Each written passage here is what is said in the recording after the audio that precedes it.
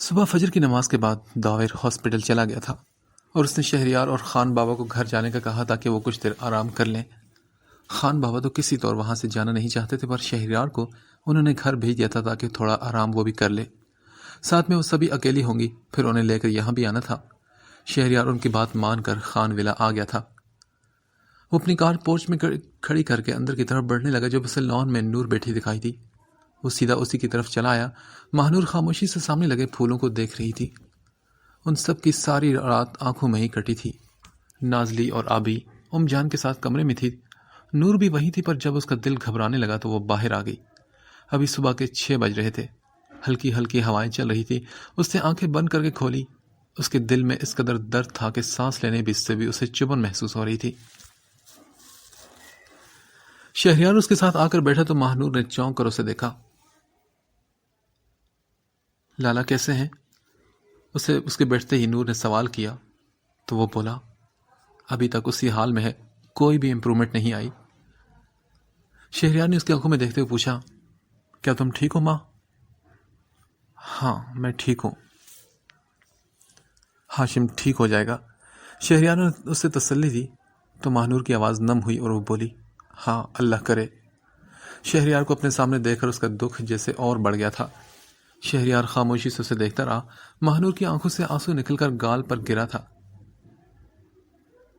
رونے سے ہاشم ٹھیک تو نہیں ہو جائے گا نا ماں؟ اس نے بھاری سی آواز میں کہا، اور اس کی بات پر ماہنور نے اسے دیکھا اور بولی، تو رونے کے علاوہ کیا کروں کہ یہ میرا درد باہر آ سکے؟ میرا دل درد سے پھٹ رہا ہے شہریار۔ میرا بس نہیں چل رہا کہ میں اپنے لالا کو بالکل پہلے جیسا کر دوں۔ میرا دل یہ درد سہ نہیں پا رہا۔ شہریار نے خاموشی سے آگے ہو کر اس کا سر اپنے سینے سے لگایا۔ بہا دو اپنا سارا دکھ ماں، میں تمہارے سارے آنسو اپنے اندر جذب کر دوں گا۔ شہریار کے لہجے میں پیار اور دکھ دونوں تھا۔ پر آپ کہاں تک میرا دکھ سمیٹیں گے شہریار؟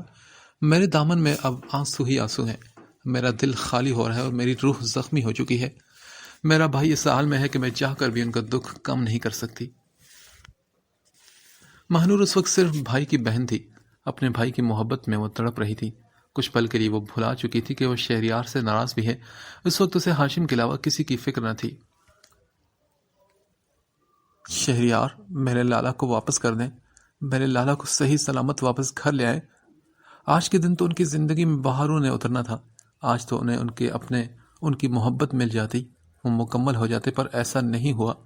میرے پیارے لالا وہاں اس ہاسپٹل کے سرد کمرے میں پڑے زندگی اور موت کی جنگ لڑ رہے ہیں۔ شہریار، میں کیسے برداشت کر لوں کہ کل تک جس بھائی کی خوشی میں میں جھوم رہی تھی، آج اس بھائی کے دکھ میں میں رو رہی ہوں، ان کے زندہ رہنے کی دعائیں مانگ رہی ہوں۔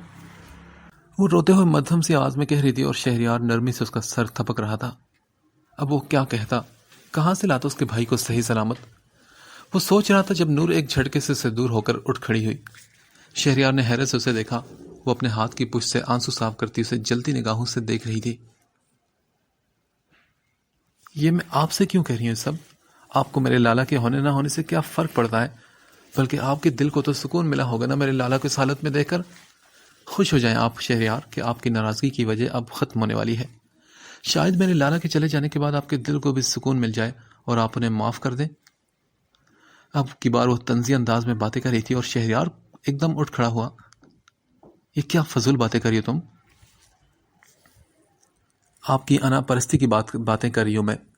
نور نے اس کی آنکھوں میں دیکھتے ہوئے کہا، دیکھو ماں، میں ہاشم سے لاکھ ناراض سہی، پر میں کبھی اسے مرتے نہیں دیکھ سکتا۔ وہ میرا دوست، میرا بھائی ہے۔ اس کی زندگی کی جتنی تم سب کو فکر ہے اتنی ہی مجھے بھی ہے۔ وہ دکھی انداز میں کہہ رہا تھا۔ نہیں، مجھے آپ کی کسی بات پر یقین نہیں ہے شہریار خان، ماہنور نے غصے سے کہا۔ یقین کر لو ماں میری باتوں کا۔ آپ نے مجھے یقین دلایا کب ہے شہریار، جو اب آپ چاہ رہے ہیں کہ میں آپ کا یقین کر لوں؟ وہ دکھ سے مسکرائی اور پھر ایک نظر اس پر ڈال کر اندر کی طرف بڑھ گئی اور پیچھے کھڑے شہریار کا دل جلنے لگا۔ واقعی ماہنور نے سچ ہی تو کہا تھا۔ اس نے کب اسے یقین کی ڈور تھمائی تھی؟ وہ تو ہمیشہ دبنگ انداز میں اپنی بات اس کے سر پر تھوپتا آیا تھا، کبھی اس سے نرمی سے بات نہیں کی تھی۔ ایک ایسی غلطی کی سزا اسے دیتا آیا تھا جس میں اس کی کوئی غلطی ہی نہ تھی۔ وہ تو ہمیشہ اس سے محبت کرتی آئی تھی اور وہ ہر بار اس کا دل توڑتا جا رہا تھا۔ حسن افندی، تابین اور امتل افندی اس وقت چھوٹی حویلی میں موجود تھے۔ وہاں ہر طرف دکھ بھری سسکیاں فضا میں گونج رہی تھی۔ پتھر دل امتل افندی کی آنکھوں میں بھی آنسو تھے۔ ہال کے درمیان چارپائی پر سفید کفن میں لپٹا بلاول پڑا تھا۔ بی بی جان زمین پر بیٹھی زور زور سے رو رہی تھی۔ ارد گرد ان کے رشتہ دار اور گاؤں کی عورتیں بکھری تھیں۔ تابین نے افسوس سے بی بی جان کو دیکھا اور پھر نظریں پھیر کر گم سم سے کرسی پر بیٹھے بابا صاحب کو دیکھا۔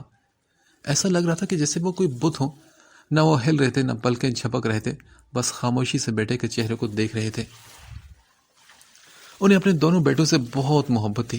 وہ ان کا غرور تھے، ان کے دو مضبوط بازو، پر آج ان کا لاڈلا بیٹا اس دنیا میں نہیں تھا۔ وہ انہیں چھوڑ کر چلا گیا تھا۔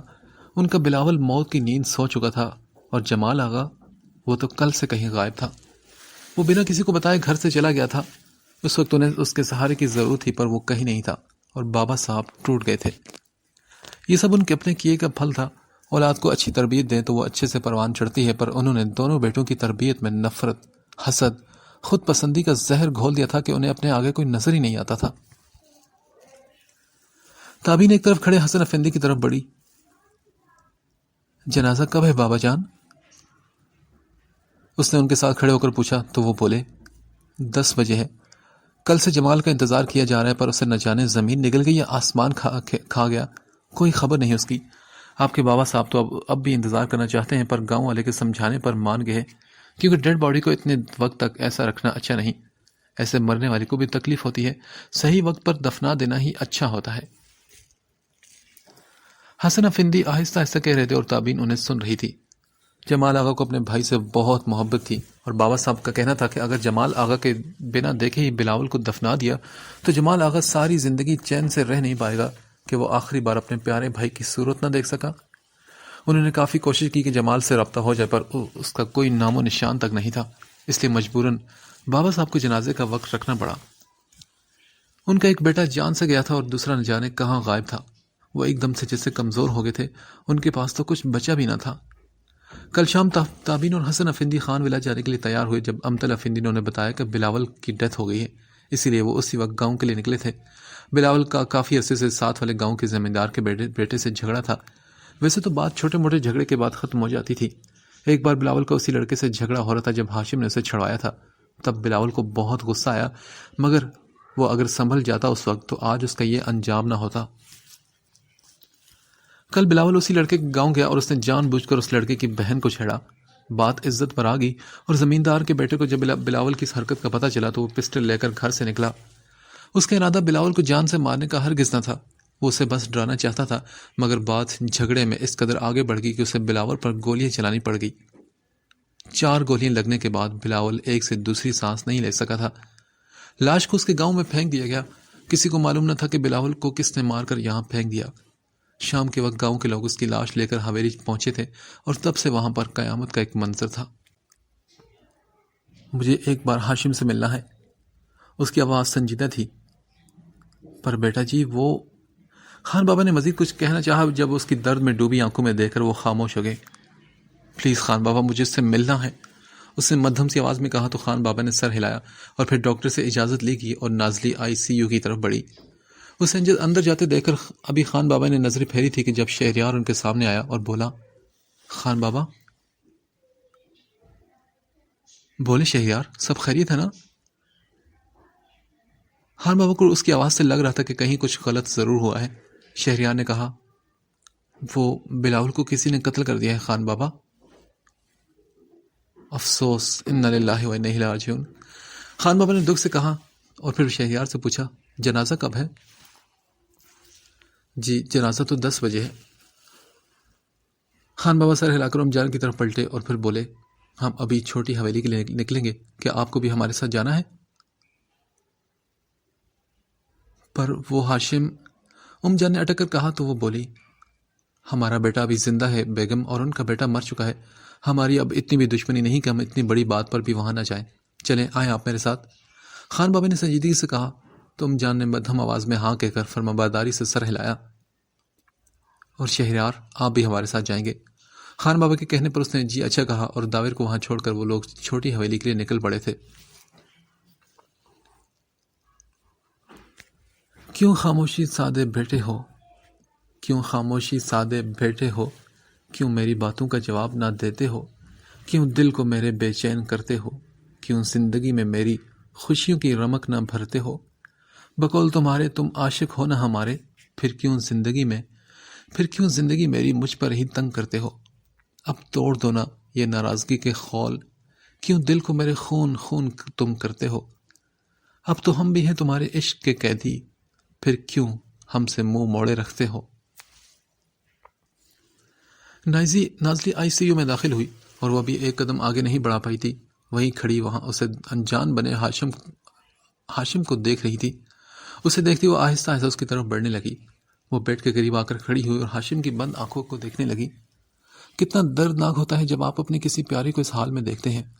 اس نے تو ہمیشہ اس شخص کو بولتے دیکھا تھا، اس کے خوبصورت چہرے پر ہمیشہ مدھم سی مسکان ہوتی تھی، سیاہ آنکھوں میں شوخی لیے اسے ہمیشہ تنگ کیا کرتا تھا، پر آج اس چہرے پر کوئی احساس نہیں تھا۔ ان لبوں پر آج مسکراہٹ نہیں تھی، وہ شوخ آنکھیں آج اس کے چہرے پر نہ تھی۔ نازلی کو لگ رہا تھا جیسے ایک عرصے سے اس نے وہ سیاہ آنکھیں نہ دیکھی ہوں۔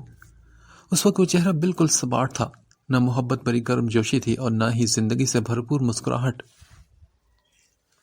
اس نے اپنا لرزتا ہوا ہاتھ بڑھا کر آہستہ سے ہاشم کی بند آنکھوں کو چھوا تھا۔ ہاشم، یوں انجان تو مت بنے مجھ سے، میں آپ کے اتنے قریب ہوں اور آپ میرے ساتھ اس طرح کر رہے ہیں۔ میں آپ کی دوری برداشت نہیں کر پاؤں گی ہاشم، آپ واپس آ جائیں نا پلیز، کھولیں اپنی آنکھوں کو۔ اس نے ہاتھ اب اس کی سرد پیشانی پر رکھا تھا۔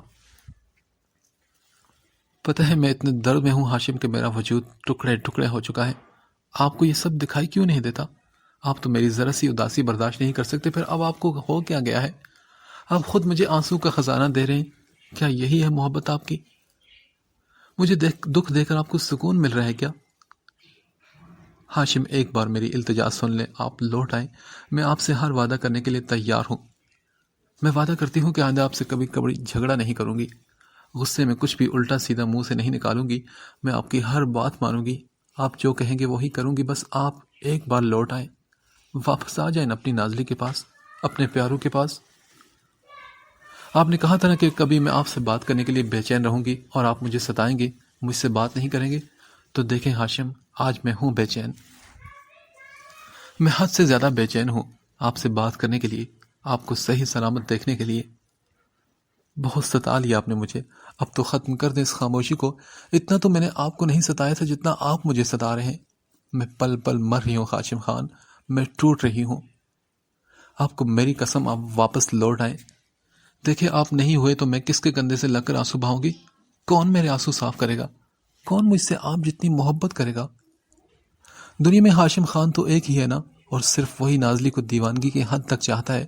بس نازلی کو اپنا ہاشم خان واپس چاہیے، کسی بھی صورت مجھے آپ واپس چاہیے، مجھے نہیں پتا، بس آپ لوٹ کر آئیں میرے پاس، میں آپ کے بغیر جی نہیں سکتی۔ بات کرتے اس کا لہجہ اب ضدی ہوا تھا۔ اس نے جھکے سر کو اٹھا کر ہاشم کے چہرے کو دیکھا، مگر وہاں پر اب بھی وہی انجانا پن، وہی بے خبری تھی۔ نازلی اس کے قریب جھکی اور پھر اس کے کان میں بولی، ٹھیک ہے، مجھے ستانے میں آپ کو بہت مزہ آ رہا ہے نا؟ بہت سکون بھی مل رہا ہوگا آپ کو کہ نازلی آپ کے پیچھے دیوانی ہو رہی ہے اور آپ اسے یوں اگنور کر رہے ہیں، میری بات تک نہیں سن رہے؟ تو پھر ٹھیک ہے ہاشم خان، اگر آپ کو اسی حالت میں رہنا ہے نا، آپ مجھ سے دور جانے کی سوچ رہے ہیں نا، تو پھر آپ کو بتا دیتی ہوں، آپ سے پہلے میری جان جائے گی، کیونکہ میں آپ کو مرتے نہیں دیکھ سکتی۔ میں اپنی جان لے سکتی ہوں پر آپ سے جدائی کا غم سہ نہیں سکتی۔ آپ نے نہیں لوٹنا نا، جائیں۔ نازلی، ہاشم خان نے وعدہ کیا کہ آپ کے مرنے سے پہلے وہ خود کو آپ پر قربان کر دے گی، پھر اس کے بعد چاہے آپ واپس آئیں یا نہ آئیں، پر نازلی کبھی لوٹ کر نہیں آئے گی۔ پھر بعد میں مرضی جسے ستائیے گا، پر ان میں نازلی کہیں نہیں ہوگی۔ چاہے تو محبت کا مان رکھ کر آپ لوٹ آئیں ہاشم، ورنہ آج رات سے پہلے میں نہیں رہوں گی، میں چلی جاؤں گی اس دنیا سے، اس غم سے دور جس نے میرے وجود کو ٹکڑے ٹکڑے کر دیا ہے۔ ٹوٹ چکی ہیں آپ کی نازلی ہاشم، آ کر سمیٹ لیں مجھے، ورنہ بعد میں میرے ٹکڑے بھی ہاتھ نہیں لگیں گے۔ اس کے لہجے سے بہت درد چھلک رہا تھا۔ وہ آگے ہوئی، پھر ہاشم کے ماتھے کو اس نے لبوں سے چھوا اور اس کے لبوں کے چھوتے ہوئے ہاشم کے وجود میں زندگی دوڑنے لگی۔ وہ اگلے ہی پل پیچھے ہوئے اور منہ پر ہاتھ رکھ کر وہاں سے باہر نکل گئی، یہ دیکھے بغیر کہ اس بت بنے وجود میں ہلکی سی حرکت ہوئی تھی۔ نازلی آنسو پر قابو پاتی باہر آئی اور تبھی ایک نرس ICU کی طرف بھاگی تھی۔ اس کے پیچھے ایک اور نرس اور ڈاکٹر طرف بھاگے تھے۔ نازلی انہیں اس طرح ICU کی طرف بھاگتے دیکھ کر ایک دم ڈر کر نور کی طرف بڑھی۔ اسے خود سے خوف آنے لگا کہ کہیں اس کی باتوں سے ہاشم کو کچھ ہو تو نہیں گیا۔ نور، آبی، داور اور اسفی جو ابھی تھوڑی دیر پہلے آیا تھا، زر رنگت کے ساتھ اس بند دروازے کو دیکھ رہے تھے۔ نازلی کے وجود پر کب کبھی طاری ہونے لگی۔ وہ خود کو اونچی آواز میں رونے سے روک رہی تھی، پر اس کا بس نہ چلا تو ایک دم رونے لگی۔ مجھے لگتا ہے نور، انہیں کچھ ہو گیا ہے۔ میری باتوں سے کیسی باتیں کریں نازلی؟ اچھا بولو خدا کے لیے۔ نور کا دل حلق میں آ گیا تھا۔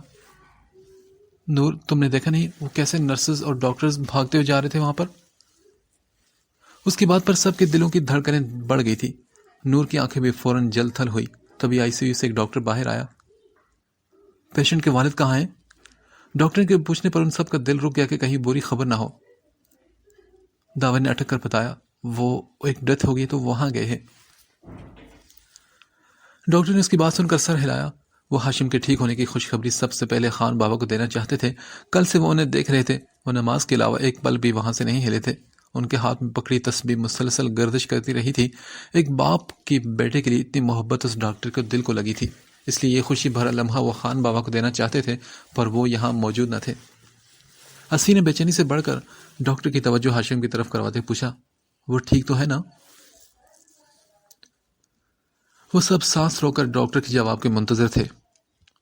تبھی ڈاکٹر مسکرایا اور بولا، جی مبارک ہو، ہی از فائن ناؤ۔ ڈاکٹر کی بات سنتے ہی سب کے چہروں پر ایک دم سے دکھ کے بادل چٹ گئے اور اس کی جگہ خوشی کے رنگ بکھرے تھے۔ نازلی تو شاکڈ ہو کر بیٹھ گئی۔ اسے لگ رہا تھا کہ اس سے شاید سننے میں غلطی ہوئی ہے۔ میرے لالا کو ہوش آ گیا؟ داور کی آواز میں خوشی تھی۔ جی بالکل، انہیں ہوش آ گیا تھا، پر درد کی وجہ سے انہیں پھر سے انجیکشن لگا دیا گیا ہے، سو وہ کل شام تک ہوش میں آ جائیں گے۔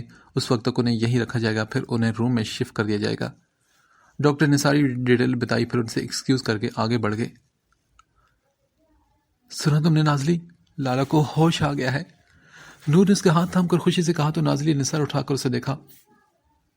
وہ لوٹ آئے ہیں نا؟ نازلی نے بے یقینی سے کہا تو آبی خوشی سے جھوم کر بولی، ہاں بالکل، ہاشم لالا لوٹ آئے ہیں۔ مجھے تو یہ سب خواب لگ رہا ہے آبی، نازلی ان سب کو دیکھ کر کہہ رہی تھی۔ یہ حقیقت ہے بھابھی، یقین کر لیں، ہم سب کی دعائیں رنگ لائی ہیں اور اللہ نے ہمارے ہاشم کو ہمیں واپس دے دیا ہے۔ اسفی نے ایک لمبی سانس کھینچ کر کہا۔ ہاشم کے ٹھیک ہونے کا سن کر اس کے دل میں سکون ہی سکون اتر آیا تھا۔ میں خان بابا لوگوں کو بھی بتاتا ہوں، داور خوشی سے کہتا موبائل نکال کر وہاں سے دور چلا گیا۔ نازلی کی آنکھوں سے آنسو جاری تھے۔ اس نے ہاتھوں کو دعا کی صورت اوپر اٹھایا۔ وہ اس پاک ذات کا شکریہ ادا کر رہی تھی جس نے اس کی دعاؤں کو رد نہیں کیا تھا بلکہ انہیں قبول کر لیا تھا۔ کہتے ہیں کہ اگر دعا میں شدت ہو تو وہ دعا 7 آسمانوں تک جاتی ہے۔ ان سب کی دعائیں بھی 7 آسمانوں تک گئی تھی اور قبولیت پا گئی تھی۔ نازلی ہاتھوں میں چہرہ چھپائے روتی ہوئی اللہ تعالیٰ کا شکر ادا کر رہی تھی۔ ہاشم اس سے واپس مل گیا تھا جیسے اسے پوری کائنات مل گئی تھی۔ ICU کے دروازے کے اس پار وہ دیوانہ لیٹا تھا جس نے آج بھی نازلی کی بات کو ٹالا نہیں تھا۔ نازلی نے اسے محبت کا مان رکھنے کا کہا اور ہاشم نے اس کی محبت کا مان رکھ لیا تھا، کیونکہ محبت کا مان رکھنا پڑتا ہے، کبھی مر کر تو کبھی زندہ رہ کر، ورنہ خالی دعوے کرنے سے محبت نہیں ہوا کرتی۔ محبت کے لیے تو ہر بازی لگانی پڑتی ہے، خود کو جلانا پڑتا ہے، مٹانا پڑتا ہے اور کبھی مٹا کر بھی پھر بنانا پڑتا ہے، پھر کہیں جا کر سچی محبت کا حق ادا ہوتا ہے۔ وہ لوگ چھوٹی حویلی پہنچ چکے تھے۔ خان بابا صاحب کی طرف بڑے جو ہنوز اسی کرسی پر بیٹھے بیٹے کو دیکھ رہے تھے۔ خان بابا نے ان کے کندھے پر ہاتھ رکھا، پر بابا صاحب نے نظر اٹھا کر انہیں نہ دیکھا۔ بلاول کی موت کا بہت دکھ ہے ہمیں فیروز خان۔ اس بھاری آواز پر بابا صاحب نے اب کی بار چونک کر دیکھا اور خان بابا کو دیکھ کر ان کی آنکھوں میں حیرت پھیلی تھی۔ دعا ہے کہ وہ پاک ذات تم کو صبر عطا کرے، آمین۔ خان بابا نے آہستہ سے کہا۔ بیٹے کو کھو دینے کا دکھ ان کی رگ میں بھی اترا تھا۔ بابا صاحب تو اپنے بیٹے کو کھو چکے تھے اور خان بابا اس درد کی سوری پر لٹکے تھے کہ نہ جانے کب ان کا پیارا بیٹا ان سے بچھڑ جائے۔ یہ سوچ ہی بھی ان کی روح کو کھینچ نکالتی ہی تھی۔ وہ ایک باپ کا دکھ اچھے سے سمجھ سکتے تھے۔ ان کی بات سن کر بابا صاحب نے اپنی نم آنکھیں جھکا دی تھی۔ وہ سامنے کھڑے اس شخص سے کئی سال سے دشمنی نبھاتے چلے آئے تھے اور وہ ان کے برے وقت میں سب کچھ بھلا کر ان کے پاس آیا تھا۔ دوسری طرف جان نے بھی بیوی جان کو گلے لگایا تھا۔ دونوں مائیں اپنا اپنا دکھ آنسو کی صورت بہا رہی تھی، پر یہ درد تھا کہ کم ہونے کے بجائے بڑھتا ہی چلا جا رہا تھا۔ جان بیوی جان سے الگ ہوئی تو تابین ان کے سامنے آئی۔ تابین کو وہ یہاں دیکھ کر وہ حیران رہ گئی تھی۔ جان مجھے معاف کر دیجیے گا پلیز، جو کچھ میں نے آپ کے گھر آ کر کہا اس سب کے لیے، میرے رویے کے لیے۔ اس نے جان کے ہاتھ تھام کر شرمندگی سے کہا، کوئی بات نہیں بیٹا، شاید تمہارا وہاں آنا لکھا گیا تھا بچے، ورنہ اگر تم نہ آتی تو سب کچھ ٹھیک نہ ہوتا۔ پر کیا جان؟ پر بچے سب کچھ ٹھیک ہونے والا تھا، مگر میرا ہاشم اس سے پہلے ہی ہمیں چھوڑ کر جانے کے لیے تیار ہے۔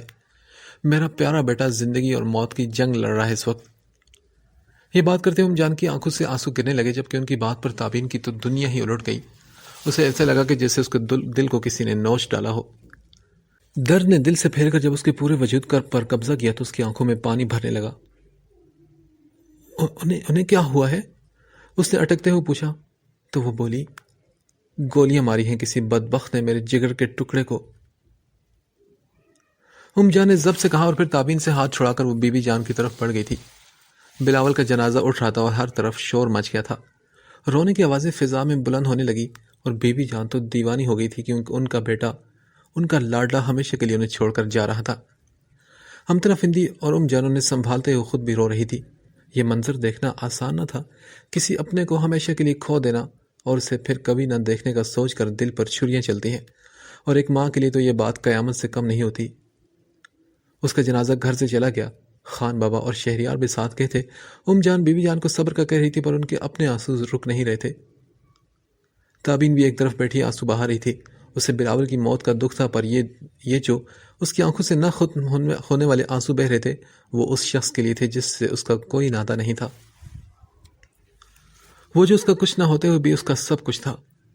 ہمتن افندی اس کی طرف آئی۔ وہ اسے جان سے ملتے دیکھ چکی تھی، اس لیے آ کر اس سے پوچھا کہ وہ انہیں کیسے جانتی ہے۔ تابین نے انہیں سب کچھ سچ بتا دیا تو ہمتن افندی ساری بات سن کر وہاں سے چلی گئی۔ تابین نے حیرت سے انہیں جاتے ہوئے دیکھا، کیونکہ انہوں نے اسے یہ نہیں کہا تھا کہ تم نے غلط کیا۔ بچپن سے ہی وہ ایسا کرتی آئی تھی۔ تابین کوئی بھی غلطی کرتی تو وہ اسے ٹوکتی نہیں تھی کہ ایسا مت کرو، یہ غلط ہے۔ ان کی اسی بات کی وجہ سے ہی تابین اس حد تک آگے نکل آئی تھی کہ وہ نازلی کی جان لینے کا سوچنے لگی، پر اللہ نے اسے صحیح وقت پر سنبھلنے کا موقع دے دیا اور وہ مزید کوئی گناہ کرنے سے بچ گئی تھی۔ جنازہ دفن کرنے کے بعد وہ لوگ واپس لوٹ آئے تو تابین نے جلدی سے حسن افندی کو ہاشم کے بارے میں بتایا۔ حسن کے سر پر تو جیسے دھماکہ ہوا تھا۔ وہ اس شخص کی صورت میں اپنی بیٹیوں کی خوشیاں تلاش کر رہے تھے اور وہ شخص ان کی بیٹی سے بچھڑ رہا تھا۔ انہیں نازلی کا خیال آیا کہ جانے وہ کس حال میں ہوگی۔ کسی محبت کرنے والے کو کھو دینا کتنا دردناک ہوتا ہے یہ وہ اچھے سے جانتے تھے۔ وہ تابین کے بتانے پر خان بابا کی طرف بڑے جو شہریار کے ساتھ کھڑے کوئی باتیں کر رہے تھے۔ السلام علیکم خان صاحب۔ حسن افندی نے سلام کیا تو خان بابا اور شہریار چونکے۔ انہیں بابا صاحب سے حسن افندی کا رشتہ تو معلوم ہو گیا تھا، پر وہ یہ نہیں جانتے تھے کہ وہ نازلی کے والد بھی ہیں۔ ہاشم کیسے ہیں آپ؟ انہوں نے بھاری آواز میں پوچھا۔ ان کے پوچھنے پر پہلے تو خان بابا کو حیرت ہوئی، پھر وہ بولے، جی اللہ کا شکر ہے کہ اب وہ ٹھیک ہے، کچھ گھنٹے پہلے اسے ہوش آ گیا ہے۔ اوہ اللہ کا لاکھ لاکھ شکر ہے کہ وہ ٹھیک ہے۔ ان کی بات پر حسن افندی نے ایک لمبی سانس کھینچ کر شکر ادا کیا۔ سوری میں نے آپ کو پہچانا نہیں، کیا آپ ہاشم کے کوئی بزنس پارٹنر ہیں؟ ان کی اس قدر فکر مندانہ انداز پر خان بابا ان سے پوچھے بغیر رہ نہ سکے۔ ان کے سوال پر حسن افندی کچھ پل خاموش رہے اور پھر بولے، میں نازلی کا فادر ہوں۔ یہ کہہ کر وہ انہیں دیکھنے لگے۔ خان بابا اور شہریار کی آنکھوں میں حیرت پھیلی تھی۔ شاید آپ لوگ اب تک نازلی سے واقف نہیں ہیں؟ حسن افندی نے تھوڑا جھجک کر کہا۔ ان کی آواز میں خوف پیدا کہ جانے اور جاننے کے بعد نازلی کے ساتھ کیسا سلوک کریں گے۔ انہیں لگ رہا تھا کہ وہ ہاشم اور نازلی کی شادی سے ابھی تک بے خبر ہیں۔ ان کی بات پر خان بابا نے ان کے کندھے پر ہاتھ رکھتے ہوئے کہا، نہیں، ہمیں سب کچھ معلوم ہے حسن صاحب۔ نازلی ہماری بہو ہے، آپ اس کی طرف سے بے فکر ہو جائیں، ہم اس کا خیال خود سے بھی بڑھ کر رکھیں گے۔ خان بابا مدھم سا مسکرا کر بولے۔ ہاشم کے ٹھیک ہونے کی خبر سن کر ان کے دل سے دکھ کے بادل چھٹ چکے تھے۔ ان کی کہی اتنی اچھی بات پر حسن افندی اتنے وقت میں پہلی بار مسکرائے تھے۔ خان بابا نے شہریار سے ام جان کو بھی بلانے کا کہا۔ انہیں اب اپنے بیٹے کے پاس جانا تھا۔ وہ لوگ بابا صاحب سے اجازت لے کر وہاں سے نکلے تو خان بابا نے جب ام جان کو ہاشم کے ٹھیک ہونے کی خبر دی تب سے وہ اللہ پاک کا شکر ادا کرتے تھکتی نہیں تھی۔ وہ جلد سے جلد ہاسپٹل پہنچ کر اپنے بیٹے کو دیکھنا چاہتی تھی۔ ان کے پیچھے آتی گاڑی میں حسن افندی اور تابین بھی ہاسپٹل کی طرف جا رہے تھے۔ امطل افندی نے جب انہیں خان بابا سے باتیں کرتے دیکھا پھر ان کے پیچھے جاتے دیکھا تو وہ سمجھ گئی تھی کہ تختے الٹے جا چکے ہیں۔ وہ اتنی کوشش کے بعد بھی زنیرہ کی بیٹی کو ہرا نہیں پائی تھی۔ باقی سب چاہے بدل جاتے پر وہ بدلنے والی نہ تھی۔ وہ نازلی کی اس کی اوقات یاد دلاتی رہیں گی کہ وہ کس ماں کی بیٹی تھی اور اس نے خود کیا کیا کیا تھا۔ کچھ لوگ کبھی نہیں بدلتے چاہے کچھ بھی ہو جائے، اور امطل افندی بھی شاید ایسے لوگوں میں سے ہی تھی۔ نفرت کا زہر دل میں بھر کر جینے والی اور موقع ملتے ہی اس زہر سے دوسروں کا دل چھلنی کرنے والی۔ وہ سب لوگ ہاسپٹل پہنچ چکے تھے۔ نازلی تو حسن افندی کو دیکھ کر ان کے سینے سے لگ کر خوب روئی۔ وہ اسے پیار سے سمجھاتے رہے پر وہ کیا کرتی کہ ہاشم سے بچھڑ جانے کے خوف میں اس نے جو پل گزارے تھے وہ اسے خون کے آنسو رلا رہے تھے۔ اب حسن افندی کے بعد وہ تابین سے ملی تو تابین نے اسے گلے لگایا۔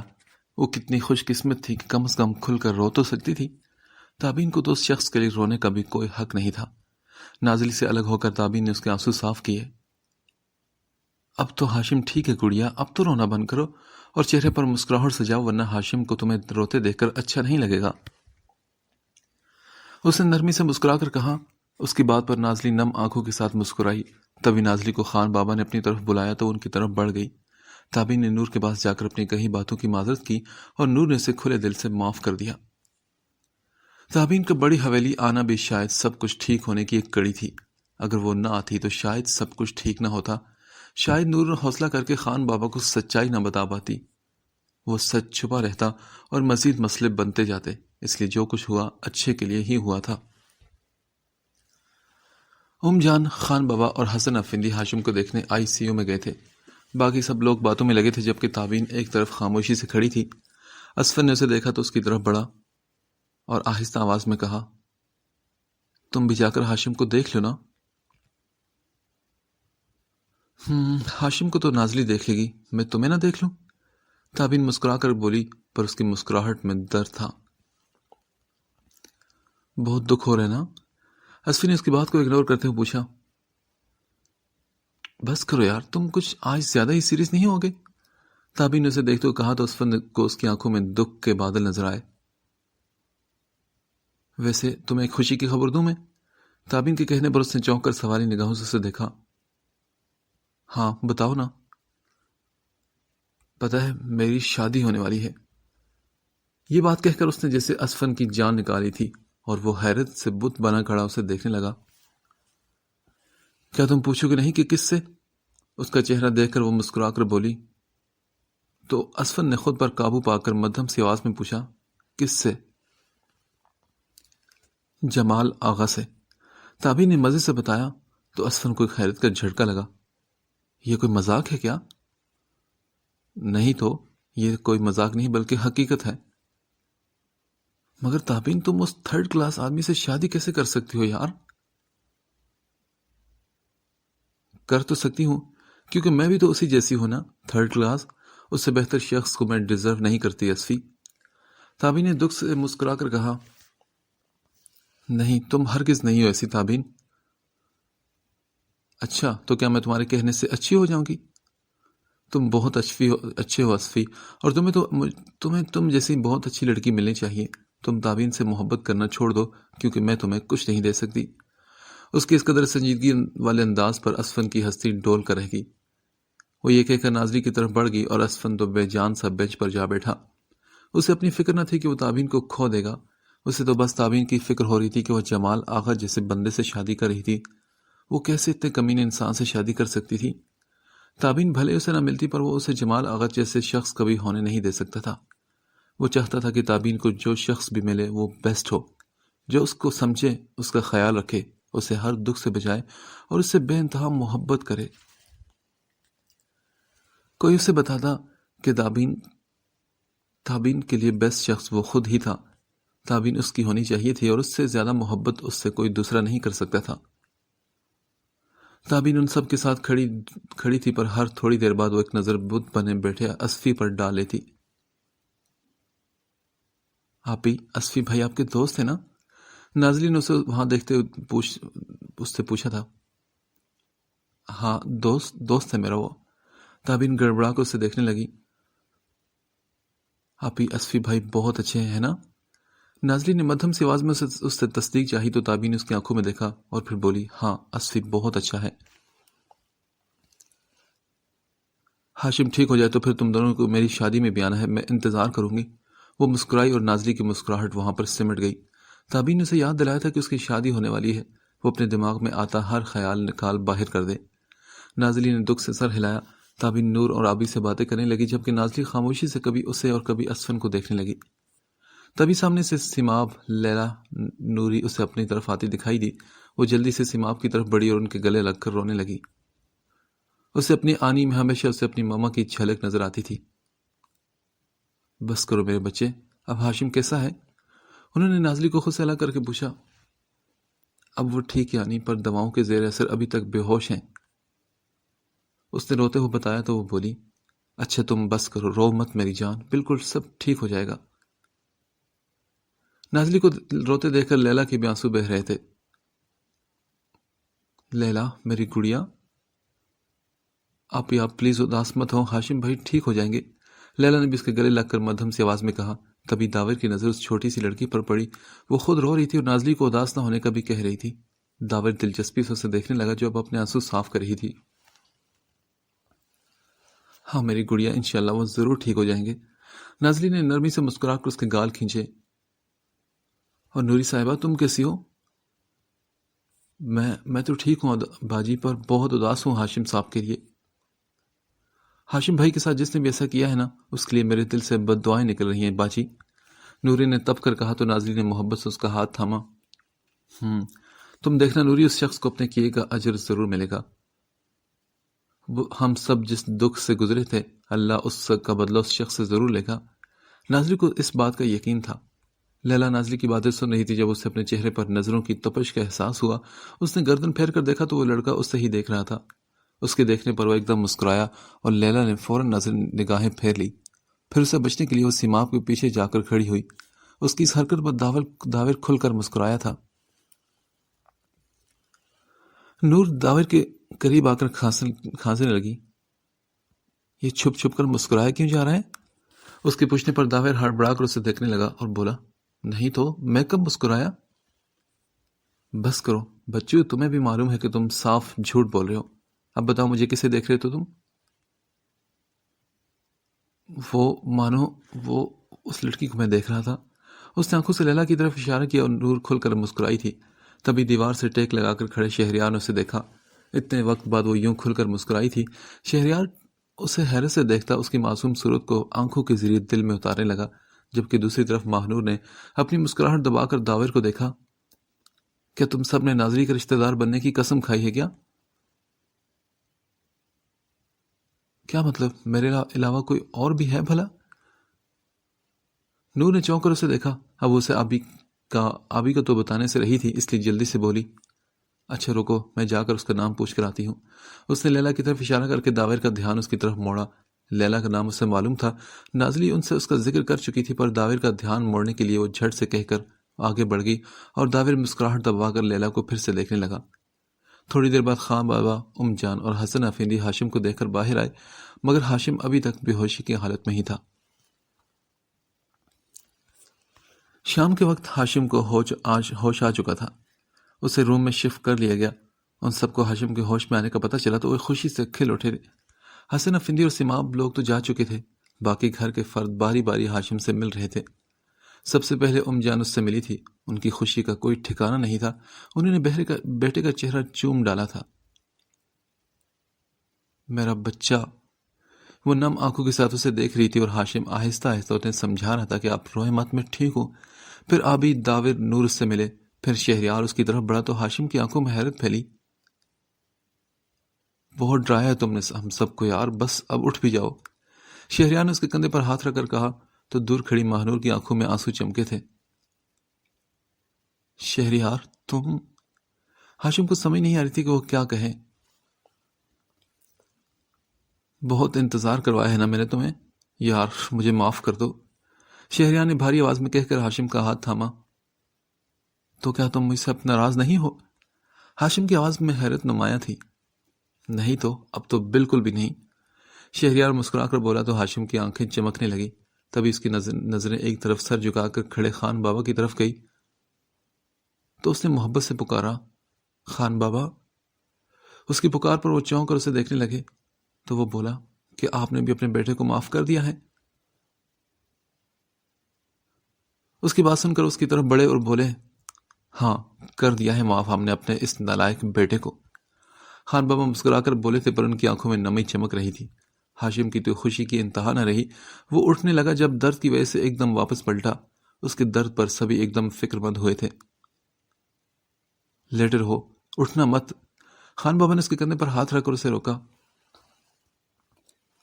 اگر مجھے معلوم ہوتا کہ میرے اس حال پر آپ سب لوگ میرے ساتھ ٹھیک ہو جائیں گے تو میں پہلے ہی 2 گولیاں کھا کر زخمی ہو جاتا.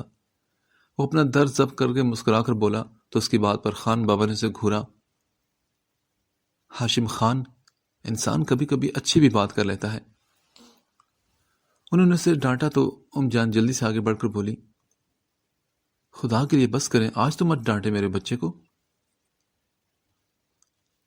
ہاشم نے محبت سے خان بابا کو دیکھتے ہوئے کہا، جان یہ پیار بھری ڈانٹ تو میں کھا ہی لوں گا. انہیں دیکھتے ہوئے اس کے لبوں پر مسکراہٹ تھی. اس کا وجود درد سے چور چور ہو چکا تھا پر اپنے پیاروں کے لیے اس نے چہرے پر مسکراہٹ سجا رکھی تھی. اوے اسفی یار، اتنے دور کیوں کھڑے ہو؟ اس نے دروازے کے پاس خاموش کھڑے اسفن کو اپنی طرف بلایا تھا. بھائی آپ کو پتا ہے اسفن آپ سے ناراض ہے. داور نے اسے بتایا تو ہاشم کو حیرت ہوئی اور بولا، کیوں بھائی، میں نے کیا کیا ہے؟ بھائی ان کا کہنا ہے کہ آپ نے اکیلے کیسے گولیاں کھا لی، ایک آدھ انہیں بھی ساتھ کھلا دیتے. داور نے اشارت سے مسکرا کر کہا. داور بدتمیزی مت کرو. اس کی بات پر خان بابا نے اسے چپ رہنے کا کہا. ایسی باتوں سے پہلے ان کا دل ڈر گیا تھا. وہ مزید کسی کو خطرے میں جاتے نہیں دیکھ سکتے تھے. ان کے وارن کرنے پر داور نے اپنی زبان دانتوں میں دبائی تھی. میں تم سے ناراض نہیں ہوں خان. تم اس طرح اکیلے سب کچھ کیسے سہ گئے یار؟ جانے سے پہلے مجھے بھی ساتھ لے جاتے تو اس حال کو تو نہ پہنچتے. اسفن ناراض ہو اسے دیکھنے لگا.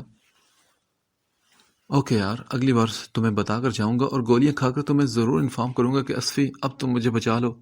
چلو اب ناراضگی تو چھوڑ دو یار، ہاشم نے شوخی سے کہا اور پھر آخر میں اسفن کے گھورنے پر ایک دم مسکرایا تھا. تم کمینے انسان کبھی اچھی بات نہیں کر سکتے. اسفن کو اس کی کوئی بات اچھی نہ لگی، اس لیے اس کے کار میں کہا، میرے یار تم جو ہو میرے ساتھ اچھی باتیں کرنے کے لیے، پھر میں کیسے کروں؟ ہاشم نے محبت سے اس کا ہاتھ تھاما تھا. اس کے انداز پر اسفی کے لبوں پر مسکراہٹ پھیلی. چلو اب جلدی سے فٹ ہو جاؤ، پھر دونوں دوست گھومیں گے پھریں گے. وہ دونوں پھر باتیں کرنے لگے تو اسفی نے اسے بلاول کی ڈیتھ کا بتایا. ہاشم قدرت کے اس انصاف پر حیران رہ گیا. اسے بلاول کی موت کا بہت افسوس ہوا تھا پر برے کا انجام برا ہی تو ہوتا ہے. ہاشم تمہیں گولیاں کس نے ماری تھی بتاؤ؟ اسفن نے اچانک سوال کیا تو سب کی نظریں ہاشم کے چہرے پر ٹھہر گئی. کیا بتانا ضروری ہے؟ اس نے آنکھیں سختی سے بند کر کے کھولی تھی. تبھی خان بابا کی بھاری آواز گونجی، ہاں بالکل ہاشم خان. ہاشم کچھ پل خاموش رہا اور پھر بولا، جمال آغا نے. وہ اتنا کہہ کر خلا میں گھورنے لگا اور وہ سب حیران کھڑے رہ گئے. وہ جمال آغا کی ہاشم سے دشمنی سے واقف تھے پر یہ دشمنی اس حد تک جائے گی وہ نہیں جانتے تھے. اس کی اطلاع پر خان بابا خاموش تھے. اللہ نے جمال آغا کو اس کے کیے کی سزا تو دے دی تھی.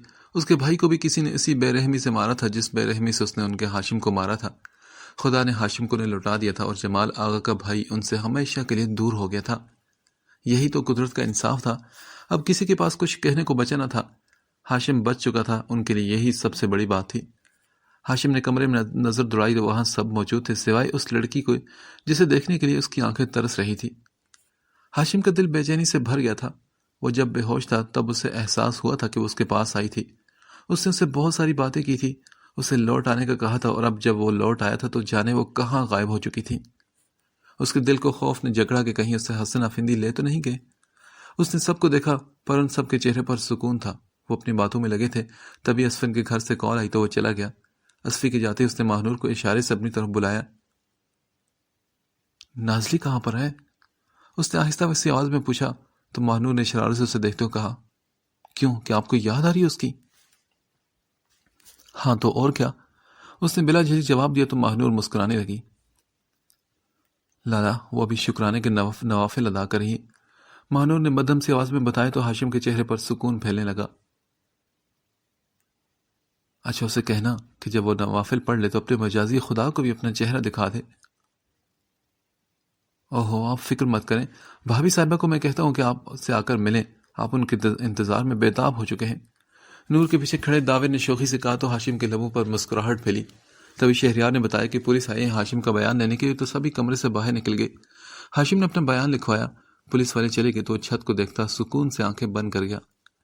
اس نے پولیس والوں سے یہی کہا تھا کہ وہ شخص اس سے رقم چھیننے کی کوشش کر رہا تھا اور اس کی مزاحمت کرنے پر اس شخص نے اس پر گولیاں چلا دی اور ہاشم نے اس کا چہرہ نہیں دیکھا تھا۔ اس دشمنی کے قصے کو ہاشم ہمیشہ کے لیے ختم کرنا چاہتا تھا۔ اس میں کہیں نہ کہیں شاید اس کی بھی غلطی تھی، جو جمال آغا نفرت میں اس مقام تک پہنچ آیا تھا کہ اس کی جان لینے سے بھی پیچھے نہیں ہٹا تھا۔ ہاشم نے اس کا نام پولیس کے سامنے نہیں لیا تھا، اسے اب اپنی زندگی میں جمال آغا کی پرچھائی تک نہیں چاہیے تھی۔ وہ اس کا نام تک سننا نہیں چاہتا تھا اور نہ ہی کبھی وہ اس کی صورت دیکھنا چاہتا تھا۔ خود کو تکلیف پہنچانے والے جمال آغا کو اس نے معاف کر دیا تھا۔ اب وہ اس سے کوئی تعلق نہیں رکھنا چاہتا تھا، نہ دوستی کا نہ دشمنی کا۔ اس کے بیان کا خان بابا کو پتہ چلا تو وہ کمرے میں آئے۔ وہ ہاشم کے سامنے کھڑے ہوئے تو ہاشم نے خاموشی سے انہیں دیکھا۔ ہمیں فخر ہے کہ تم ہمارے بیٹے ہو ہاشم خان۔ ان کی بات پر ہاشم کی آنکھیں چمک اٹھی، کیونکہ یہی بات تو وہ کئی سال سے ان کے منہ سے سننا چاہتا تھا، اور اب اس بات پر اس سے کتنی خوشی ہوئی وہ بیان نہیں کر سکتا تھا۔ ہم اب کوئی دشمنی نہیں رکھنا چاہتے، ہم نے وہ تمام زمینیں فیروز آغا خان کے نام لکھ دی ہیں۔ ہمیں ایسی زمین نہیں چاہیے جس میں ہمارے بیٹے کا خون ملا ہے۔ کل ہمارا وکیل انہیں وہ پیپرز دے آئے گا۔ ہمیں تم سے بڑھ کر کچھ نہیں چاہیے ہاشم خان۔ خان بابا نے محبت سے کہتے ہوئے جھک کر اس کی پیشانی کو چومی تھی۔ ہاشم خوشی سے پاگل ہونے لگا۔ باپ کی محبت کا مزہ سے اس نے برسوں بعد چکھا تھا، اور اس محبت میں سے کتنا سکون ملا تھا وہ بیان نہیں کر سکتا تھا۔ اچھا سنو، ہم سب گھر جا رہے ہیں، پر نور، شہریار اور ہماری دوست یہیں رہے گی۔ نازلی آپ سے ابھی تک ملی نہیں محترم، ان سے ملے اور انہیں یقین دلائیں کہ آپ اسے چھوڑ کر کہیں نہیں جائیں گے اور ہمیشہ اس کے ساتھ رہیں گے، اوکے؟ خان بابا نے مسکرا کر اس کا ہاتھ دباتے ہوئے کہا، جی خان بابا، جیسے آپ کا حکم۔ ہاشم نے مسکرا کر انہیں دیکھا تو اس کا کندھا تھپک کر مسکراتے ہوئے کمرے سے نکل گئی۔ اوف، کب آئیں گی آپ مجھ سے ملنے کے لیے مسز ہاشم؟ ہاشم نے آنکھیں بند کی تو نازلی کا چہرہ اس کی آنکھوں کے سامنے لہرانے لگا۔ اس کے لبوں پر مسکراہٹ پھیلنے لگی اور اپنے لبوں پر مسکراہٹ سجائے وہ اب اپنی مسز کا ویٹ کر رہا تھا۔ وہ سب چلے گئے تو نور بینچ پر بیٹھی نازلی کی طرف بڑھی۔ نازلی اس وقت زمین کو گھورنے میں مصروف تھی۔ وہ نور کی باتیں سوچ رہی تھی۔ جمال آغا نے ہاشم کو مارا تھا، وہ کس قدر گرا ہوا انسان تھا نازلی سوچ نہیں سکتی تھی۔ ہاشم کی تکلیف، اس کے درد کا سوچ کر اس کا دل ٹکڑے ٹکڑے ہو رہا تھا۔ نور اس کے برابر میں آ کر بیٹھی اور بولی، پہلے تم نے کہا کہ تم نوافل ادا کر رہی ہو اس لیے لالا سے بعد میں ملو گی، اور اب تم یہاں بیٹھ گئی ہو۔ پہلے ان سے ملنے کے لیے، ان سے بات کے لیے بے چین تھی، اور اب وہ تمہارا ویٹ کریں اور تم ان سے ملنے نہیں جا رہی، ایسا کیوں؟ نور، میں ان سے ملنا چاہتی ہوں، پر میں ان کے سامنے جاؤں گی تو مجھے رونا آئے گا اور پھر ان کی طبیعت ٹھیک نہیں رہے گی۔ وہ میرے آنسو پہنچتے رہیں، وہ خود تکلیف میں ہے اور میں نے تنگ نہیں کرنا چاہتی نور۔ اوہو، تمہیں کس نے کہا کہ لالا تم سے تنگ ہو گئے پگلی؟ وہ تو تمہارا ویٹ کر رہے ہیں اور تمہیں دیکھنے چاہتے ہیں، اور تمہیں لگتا ہے کہ تمہارے سامنے نہ ہونے سے انہیں سکون ملے گا؟ تکلیف نہیں ہوگی کیا انہیں؟ اگر تم ان سے ملنے نہ گئی تو انہیں مزید تکلیف ہوگی نازلی۔ کیا تم ایسا کرنا چاہتی ہو؟ کیا تم انہیں پھر سے تکلیف دینا چاہتی ہو؟ مہنور کے سوالوں پر نازلی نے نم آنکھوں کے ساتھ نام میں سر ہلایا۔ تو پھر جاؤ اور ملو لالا سے، اور چاہو تو رو بھی لینا، میرے لالا تمہارے آنسو پونچھ لیں گے یا پھر تم ان کے آنسو پونچھ لینا۔ بات کے آخر میں نور مسکرائی تھی اور اس کی بات پر نازلی کے لب بھی مسکرا اٹھے۔ چلو اب جاؤ بھی، نور نے اسے کہا تو اٹھ کھڑی ہوئی۔ وہ جانے لگی تو نور نے اس کا ہاتھ تھاما۔ نازلی، تمہیں وہ سفید لباس بدلنا نہیں چاہیے تھا۔ اس نے نازلی کے انگوری لباس کو دیکھ کر کہا، کوئی بات نہیں نور، اپنے لالا کو ٹھیک ہونے دو، وہ لباس میں پھر سے پہن لوں گی۔ اس نے اپنی ہنسی دباتے ہوئے نور کو دیکھا۔ ہوئے ہوئے، زبردست! ماہنور نے شرارت سے کہہ کر اس کا ہاتھ چھوڑا تو نازلی مسکرا کر جلدی سے آگے بڑھ گئی۔ اس کے کندھے اور سینے سے درد کی لہریں اٹھ رہی تھی۔ اپنے درد کو ضبط کرتا ہوا آنکھیں بند کیے لیٹا تھا جب آہستہ سے دروازہ کھولا گیا اور پھر دروازہ بند ہوا، مگر قدموں کی کوئی آواز سنائی نہ دی۔ وہ سمجھ گیا تھا کہ آنے والا کون ہے۔ اب آ ہی گئی ہو مسز تو ذرا قدم آگے بڑھا کر میرے قریب ہی آ جاؤ، بند آنکھوں کے ساتھ بھاری لہجے میں بولا گیا تو نازلی کا دل دھڑک اٹھا۔ اس کی آنکھیں نم ہوئی۔ ہاشم کی آواز سن کر جیسے اس کی رگ رگ میں زندگی دوڑنے لگی۔ نازلی کو لگ رہا تھا کہ اس نے یہ محبت بھرا لہجہ، یہ آواز کئی برسوں بعد سنی ہے۔ یار، آج میں خود چل کر تم تک نہیں آ سکتا تو خود تو آ جاؤ کم از کم۔ اس کی بات پر نازلی کی آنکھوں سے آنسو گرے۔ آج اس کا ایک ایک لفظ نازلی کے دل کو پگھلا رہا تھا۔ اس نے جلدی سے ہاتھ بڑھا کر آنسو صاف کیے اور پھر اس کی طرف بڑھی۔ اس کے بیڈ کے پاس پہنچ کر اس نے آہستہ سے پکارا، ہاشم۔ جی جانے ہاشم، بولو۔ اس نے اپنی سیاہ آنکھیں کھول کر نازلی کو دیکھا۔ ان آنکھوں میں نمی اور درد دیکھ کر نازلی کا دل بند ہوا اور وہ جلدی سے اس کے قریب آئی۔ ہاشم، آپ کی آنکھوں میں درد، نمی، کہیں آپ کو پین تو نہیں ہو رہا؟ اس نے انگلی کی پوروں سے ان سے آنکھوں کی نمی صاف کرتے ہوئے پوچھا۔ ہاں، درد تو ہے، زخموں کا بھی اور تمہیں اتنے وقت بعد اپنی آنکھوں کے سامنے دیکھنے کا بھی۔ اس نے گھمبیر آواز میں کہہ کر نازلی کا ہاتھ تھام کر اپنے لبوں سے لگایا۔ ایسا لگ رہا ہے کہ جیسے کئی سال بعد تمہارے چہرے کو دیکھا ہے نازلی۔ اس کی حالت دیکھ کر نازلی کا وجود لرزنے لگا اور نہ چاہتے ہوئے بھی وہ زور زور سے رونے لگی۔ ہاشم نے اسے دیکھا۔ پتہ ہے، جب میری آنکھیں بند ہوئی تو تب مجھے لگا تھا کہ میں دوبارہ اپنے پیاروں کو کبھی دیکھ نہیں پاؤں گا، میں دوبارہ کبھی تمہیں بھی دیکھ نہیں پاؤں گا، کبھی چھو نہیں سکوں گا، اور وہ لمحے قیامت تھے میرے لیے۔ ہاشم نے اس کی نم آنکھوں میں دیکھ کر دکھ سے کہا۔ اس کی اتنی دردناک بات پر نازلی کے آنسو رک نہیں رہے تھے۔ میں بھی تو بہت ڈر گئی تھی کہ میں آپ کو کھو دوں گی، میں آپ کے بغیر کبھی رہ نہ پاتی ہاشم۔ اس کی آواز نم ہو چکی تھی۔ ہاشم نے اسے اپنے سامنے بیٹھنے کا اشارہ کیا۔ نازلی، موت تو ایک دن آنی ہے نا۔ آج اگر میں بچ گیا ہوں، پر جب موت کا وقت مقرر ہوگا تو تب تو موت آئے گی نا، اور تب ہمیں بچھڑنا بھی ہوگا، اس لیے بہادر بنو۔ اس کی بات پر نازلی اسے گھورنے لگی۔ بس کریں ہاشم، میں ابھی مر مر کے سنبھلی ہوں اور آپ پھر سے موت کی باتیں کریں۔ جائیں، آپ، مجھ سے آپ سے کوئی بات نہیں کرنی۔ وہ اپنا ہاتھ چھڑا کر جانے لگی تو ہاشم نے اس کے ہاتھ پر اپنی گرفت کو مضبوط کیا۔ یار، شوہر تمہارے اس حالت میں پڑا ہے اور تم مجھ سے اب بھی ناراض ہو رہی ہو؟ ہاشم نے مسکراہٹ دبا کر کہا تو وہ بولی، ہاں تو شوہر اگر اس حالت میں بھی ایسی باتیں کرے گا پھر تو ناراضگی تو بنتی ہے نا۔ اف، یہ ادائیں تمہاری، دل بھی ابھی گھائل ہے مسز، برداشت نہیں کر پائے گا۔ اس نے شوخی سے کہہ کر نازلی کا ہاتھ سینے پر رکھا جو پٹیوں میں جکڑا ہوا تھا۔ آپ کو بہت درد ہو رہا ہے نا؟ نازلی نے ایک دم پریشانی سے اسے دیکھتے ہوئے پوچھا۔ ہاں، تھوڑا سا، پر اب تو میرے پاس ہو تو سکون بھی مل رہا ہے۔ ہاشم، آپ جلدی سے ٹھیک ہو جائیں تو پھر ہم گھر جائیں گے۔ اس نے سینے پر رکھے اپنے ہاتھ کو دیکھا جس کے اوپر ہاشم نے دونوں ہاتھ رکھے تھے۔ اچھا ٹھیک ہے نا، پہلے مجھے ایک بات بتاؤ، کیا تمہیں میری یاد آئی تھی؟ ہاشم نے اس کی جھکی پلکوں کو دیکھ کر پوچھا۔ ہاں، اتنی کہ آپ کے علاوہ کسی کا ہوش نہیں تھا مجھے۔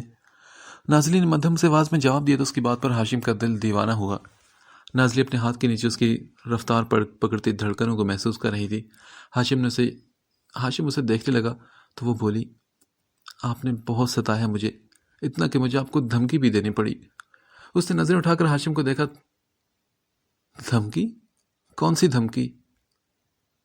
ہاں جی، بالکل دھمکی دی تھی میں نے آپ کو، اور یہی کہا تھا میں نے کہ میں آپ سے پہلے مر جاؤں گی، پھر اس کے بعد آپ جو مرضی کریے گا، جسے مرضی ستائیے گا۔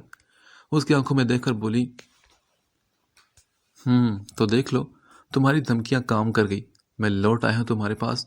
اس کی نیلی آنکھوں میں دیکھ کر مسکرایا تھا۔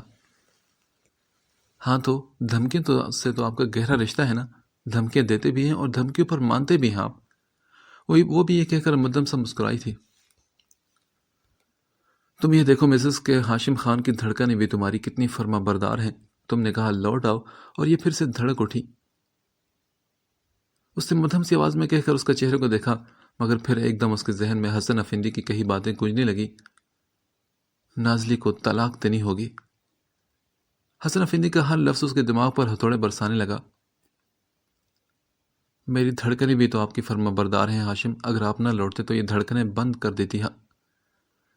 وہ اس کی بند ہوتی سے آنکھوں کو دیکھ کر آہستہ سے بول رہی تھی، مگر وہ ایک بار پھر سے بے ہوشی میں جا چکا تھا۔ نازلی اس کے پاس بیٹھی اسے تکتی رہی۔ اس کا ایک ہاتھ اب بھی ہاشم کے ہاتھوں میں جکڑا تھا، دوسرا ہاتھ بڑھا کر اس نے ہاشم کی بند پلکوں کو چھوا۔ اس کے چہرے کو دیکھ کر نازلی پھر سے جی اٹھی تھی۔ وہ شخص اس کا عشق تھا، اس کا سب کچھ تھا، بس وہ جلدی سے بالکل پہلے جیسا ہو جائے، پھر سب کچھ ٹھیک ہو جائے گا۔ رات کی سیاہ چادر نے آسمان کی روشنی کو مکمل طور پر اپنے اندر سمیٹ لیا تھا۔ نور ہاسپٹل کے لان میں خاموشی سے بینچ پر بیٹھی تھی، تبھی شہریار اس کے پاس آ کر بیٹھا۔ مہنور نے اس کی طرف نہ دیکھا، وہ خاموشی سے آسمان کو دیکھتی رہی۔ شہریار نے اس کے چہرے کو دیکھ کر کہا، اب سب کچھ ٹھیک ہو گیا ہے نا؟ ہاں، مہنور نے آہستہ سے آواز میں کہا تو وہ بولا، پھر تم اتنی اداس کیوں ہو؟ وہ چاہتا تھا کہ اس کی طرف دیکھے پر وہ اسے دیکھ نہیں رہی تھی۔ لالا ٹھیک ہو گئے، گھر میں سب خوش ہیں، آپ لوگ لالا کے ساتھ ٹھیک ہو گئے، اتنی ساری خوشیاں میں پا کر بہت خوش ہوں، میں اداس تو نہیں۔ اب وہ زمین کو گھور کر کہنے لگی، تو سب کی باتیں کر لی تم نے، پر اس میں میری اور تمہاری بات کہاں ہے؟ شہریار کے لہجے میں بے چینی تھی۔ آپ کی اور میری بات؟ آپ کی اور میری بات تھی ہی کب شہریار جو ہم اس کے بارے میں کوئی بات کریں؟ ہاں؟ وہ دکھ سے ہلکا سا ہنس کر بولی تھی، ساری بات ہماری تو ہے ماں، یہ الگ بات ہے کہ تم کرنا نہیں چاہتی۔ میں نہیں کرنا چاہتی ہماری بات، یا آپ نے میرے منہ پر تالے لگا دیے ہیں شہریار؟ آپ نے مجھے گونگا کر دیا ہے شہریار خان۔ وہ طنزیہ سا کہہ کر سامنے دیکھنے لگی۔ ماں، میں نے ایسا تو نہیں چاہا تھا، میں تو وہ… شہریار مزید کچھ کہنے لگے جب مہنور نے اسے روکا۔ جی بالکل، آپ نے ایسا نہیں چاہا تھا، ایسا تو میں نے چاہا تھا نا۔ ہر الزام سے بری ہو کر نکل جانا تو خوب آتا ہے آپ کو۔ مہنور نے تپ کر سر جھٹکتے ہوئے کہا، تو کیا تم مجھ سے اتنی ناراض ہو؟ نہیں شہریار خان، میں آپ سے کیوں ناراض ہونے لگی؟ بھلا ناراض ہونے کا حق آپ نے مجھے دیا ہی کب ہے؟ دیکھو ماں، میں مانتا ہوں کہ میں نے بہت سی غلطی کی، میں ان سب کی تم سے معافی مانگتا ہوں آج۔ اس نے نرمی سے مہنور کے ہاتھ تھامے تو مہنور اسے حیرت سے دیکھنے لگی۔ آخر اس انا پرست شخص نے بھی اس سے معافی تو مانگی تھی۔ شہریار، آپ نے مجھے اس چیز کی سزا دی جس میں میرا قصور ہی نہیں تھا۔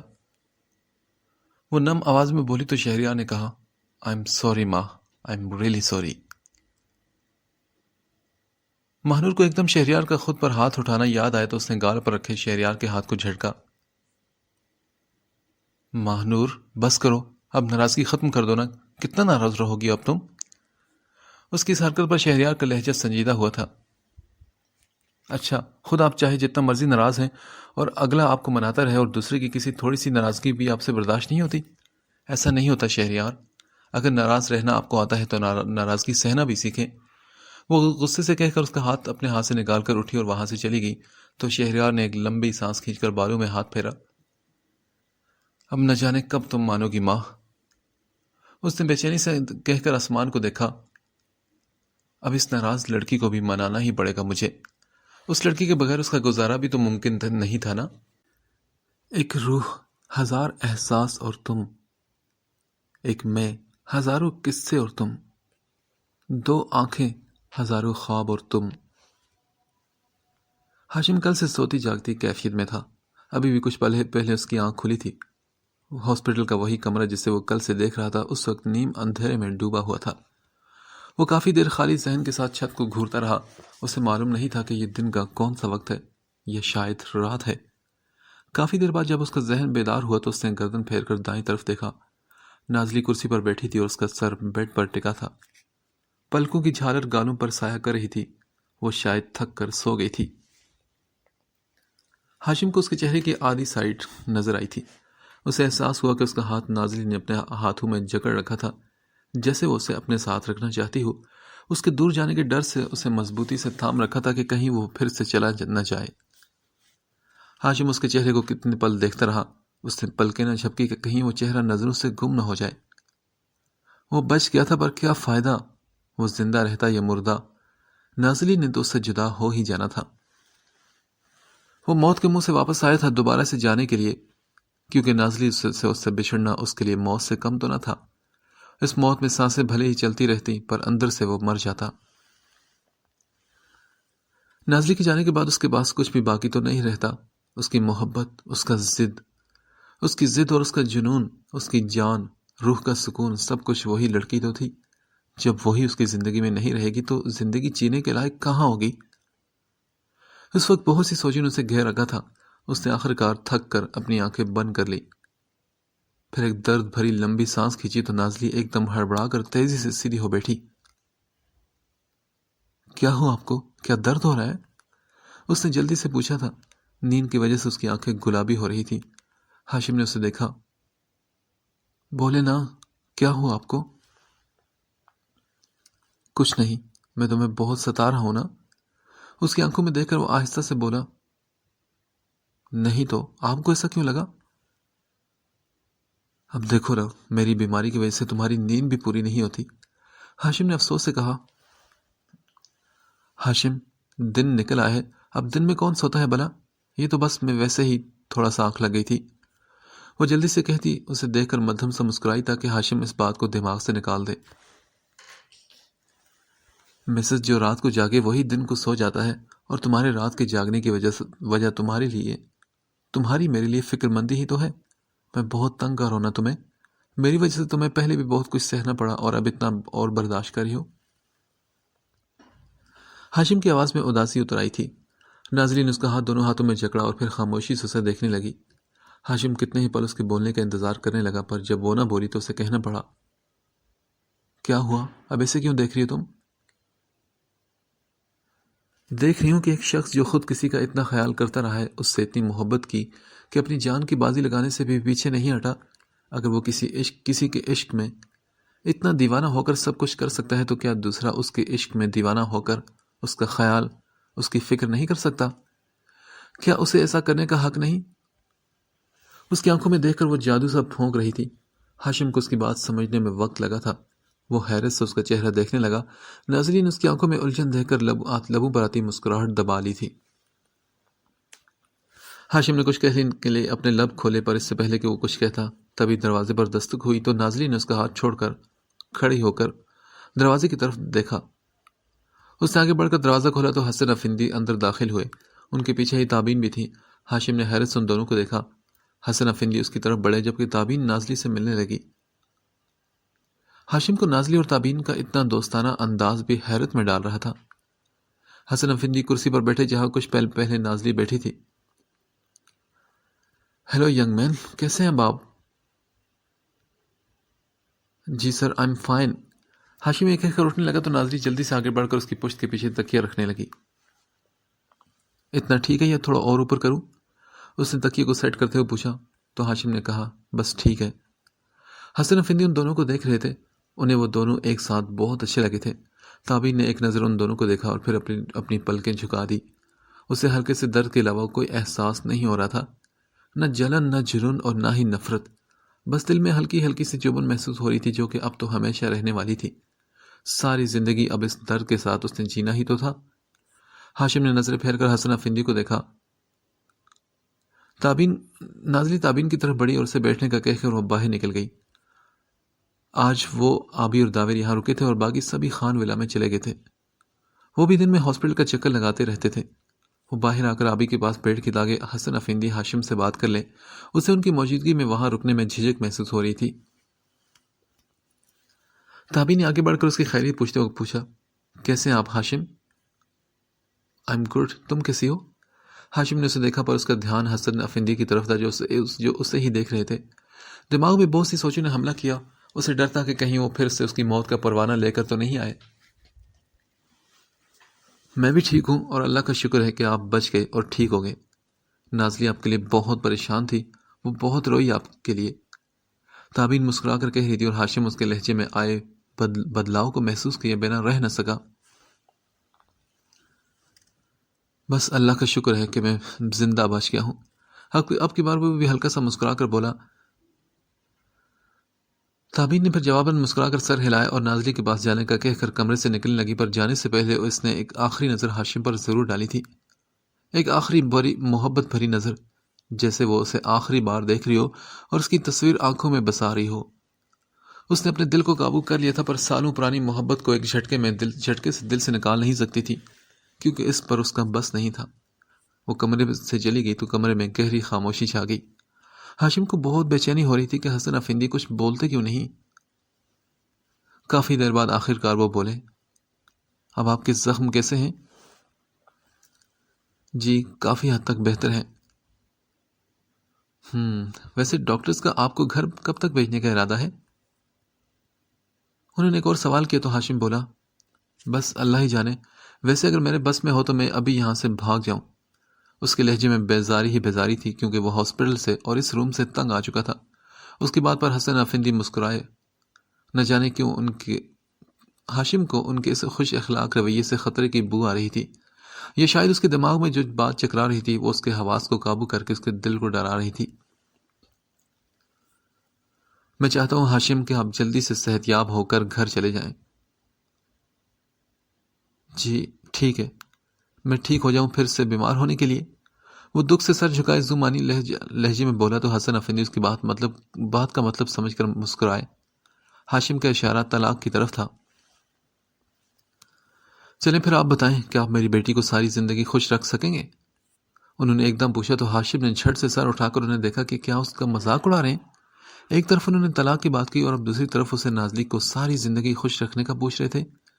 یہ اس کے جذبات کے ساتھ مذاق ہی تو تھا۔